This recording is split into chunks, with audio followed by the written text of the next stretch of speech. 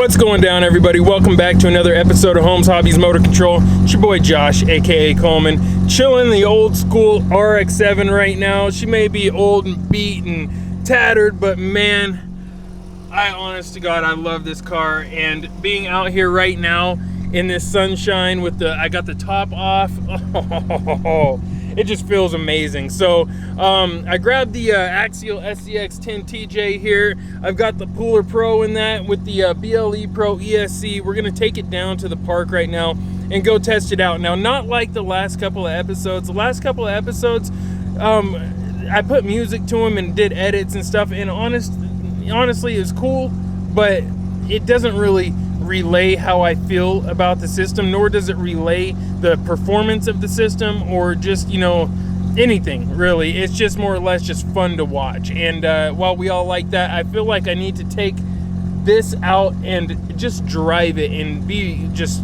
unedited, raw, unfiltered, just show you guys the Jeep in action, and we can talk about it, because I'm going to be doing a lot of work on this and slowly turning this into a very capable 1.55 rig. So short wheelbase, it's only 10-inch wheelbase, really cool. I'm still running the stock Tactic servo, so that could be a failing point today, obviously, but that's all right. We're gonna take it out. It's still really lightweight. There's nothing done to it.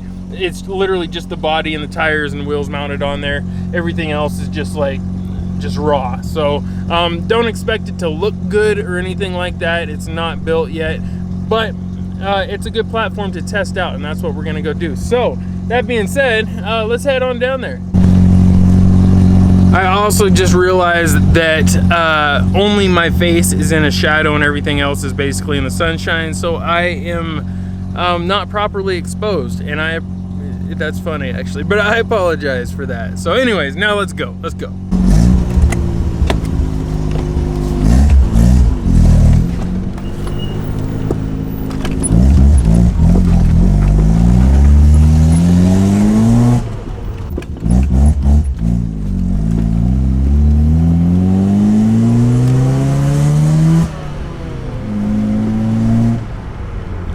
Alright, so I made it down here to the park. It's actually packed, unfortunately. There's like a ton of cars down here. That's okay. We're gonna grab the Jeep, grab the camera, and head out anyways.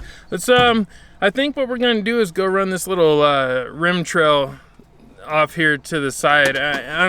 It's been a while since I've ran it, so I don't remember the last video we did there, but we're gonna take this thing and go test it over there and see how it does. So usually when we go down to the water, we attract too much attention, so let's do that. All right, you guys, so this looks like a good spot to start as far as I'm concerned. We're just right off the parking lot here, and I'm gonna go ahead and get this thing plugged in, turned on, and we're just gonna head on up the trail here.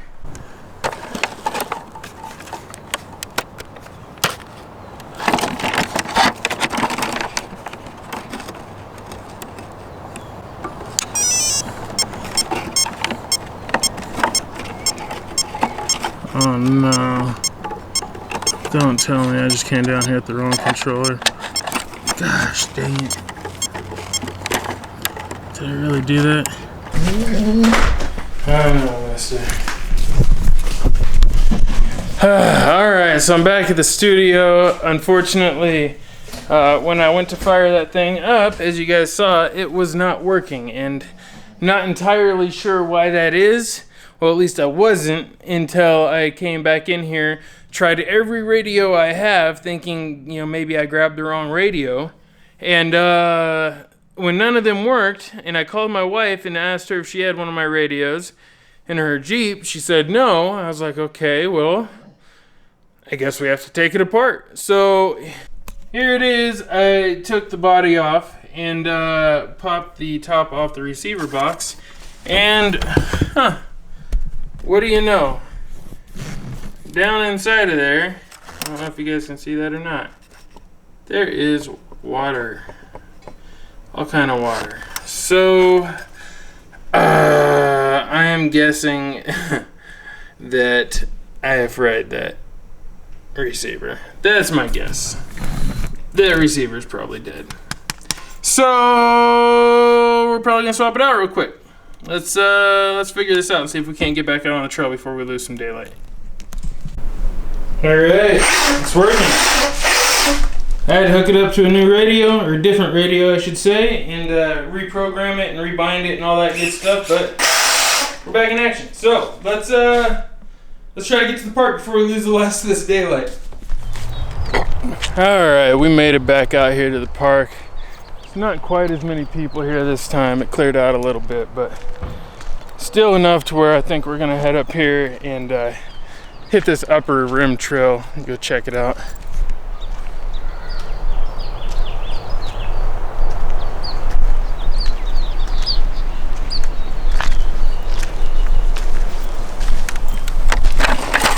Alright you guys, so something to keep in mind here is that this is basically a stock SCX 10.2. The only things that have been changed is the rear lengths have been shortened to shorten the wheelbase to about 10 inches total overall length, and that's from hub center to hub center.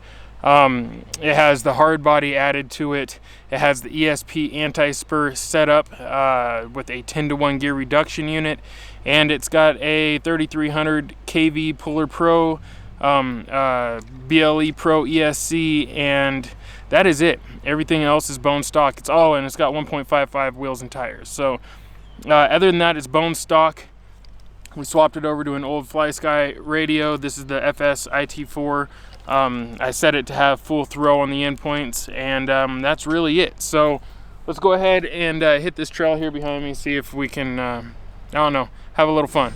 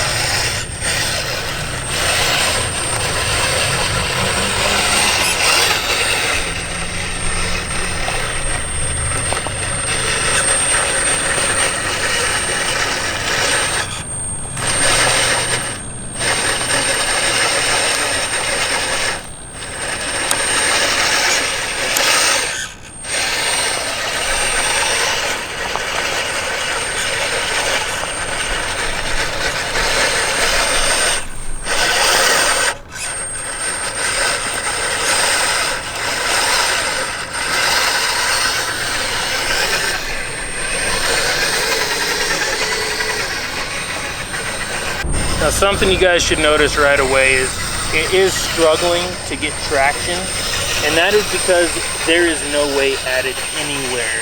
I mean, this is pretty much like running a real vehicle with full PSI in your tires. I mean, just running max air pressure in your tires. So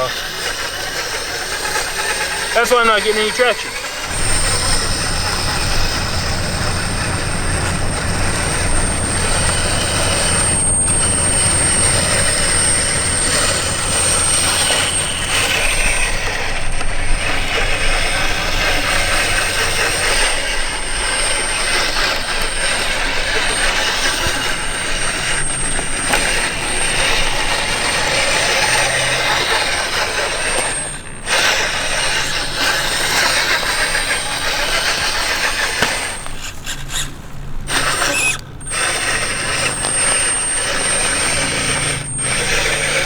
Take it nice and slow. Clearly, we can get it to go where we need it to go.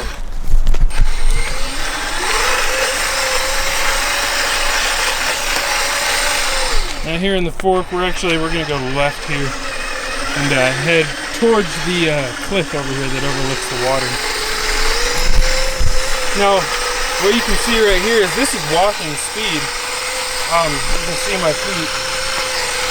I'm not even full throttle right now. I'm actually, that was about half throttle to 3/4 throttle. So it's this setup works really good for just scale trailing in general. I mean, I don't know, I really like it personally. It's not fast, so you're not gonna be popping wheelies and stuff, but look at that low speed control. That's what I'm after right there, you know. Getting that out of a brushless setup is just really nice.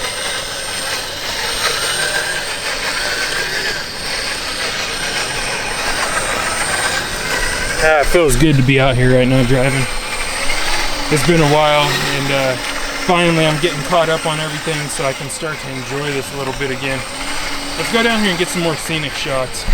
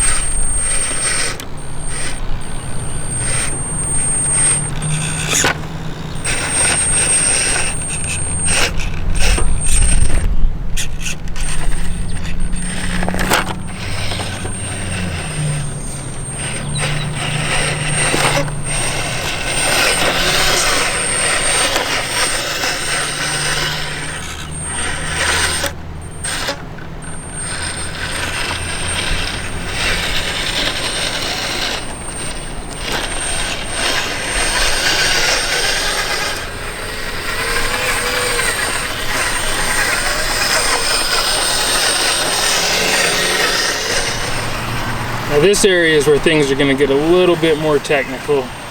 I think I'm actually going to steer up to the side here. What we've got going on is a trail that comes down and basically descends down over that way. And it's a lot of off-camber sections.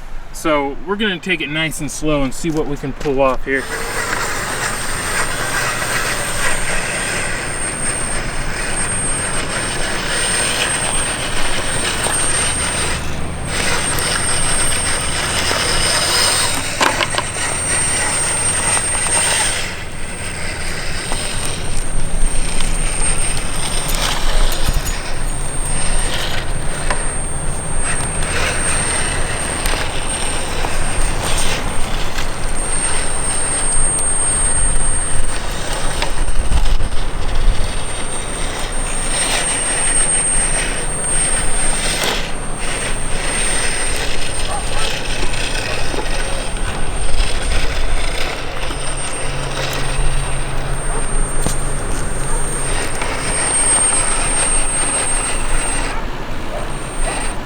Oh, look at that back wheel.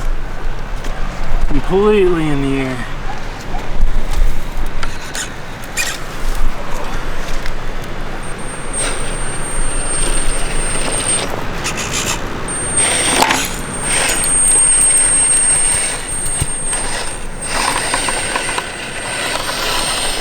And I just noticed that my balancing lead is getting rubbed in the wheel well here. You can see it right there. I'm gonna have to get that tucked back up in there. It's not supposed to be sticking out like that. There we go. Let's keep it going from right here and see how we do getting down there. I'm actually gonna take the left side. See if I can straddle the crack a little bit. It's really sketch actually, because if it rolls, it'll roll down a little ways. I need the practice, so let's see what we can do.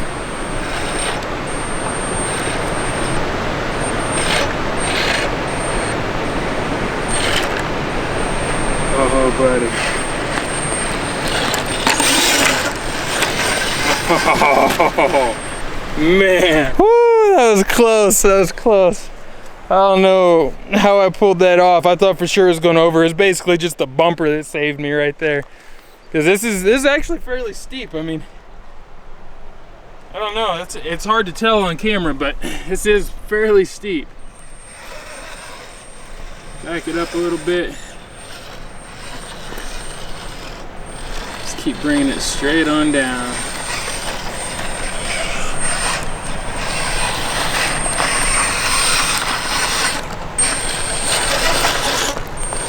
Ooh, I don't know if we'll make this. Tight wheelbase might save me, but I don't know. I think it's gonna be too much lift. Yeah. Oh. Oh no. There we go. Oh man.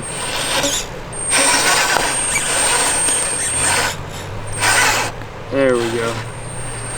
See that lightweight stuff, I'm not a fan of that at all. I can just wiggle it around. There we go. Now it should drop fairly evenly. Nice.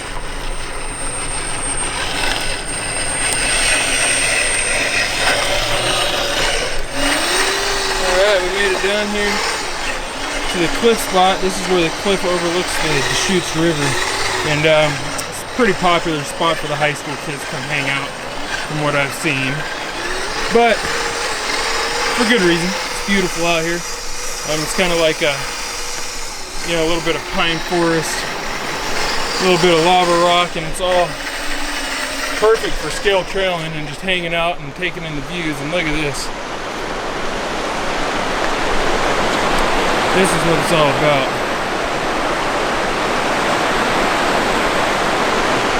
You guys are wondering why people like Oregon so much. This is why. This is basically right inside the city limits here in Bend, Oregon. Don't move here. No capacity. We're full. No vacancy. What's up, boy? What's up, boy?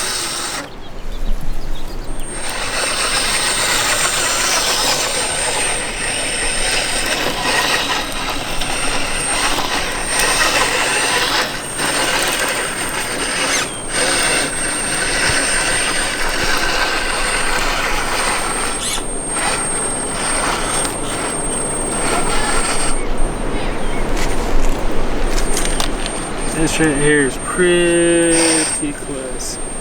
He's pulling it though.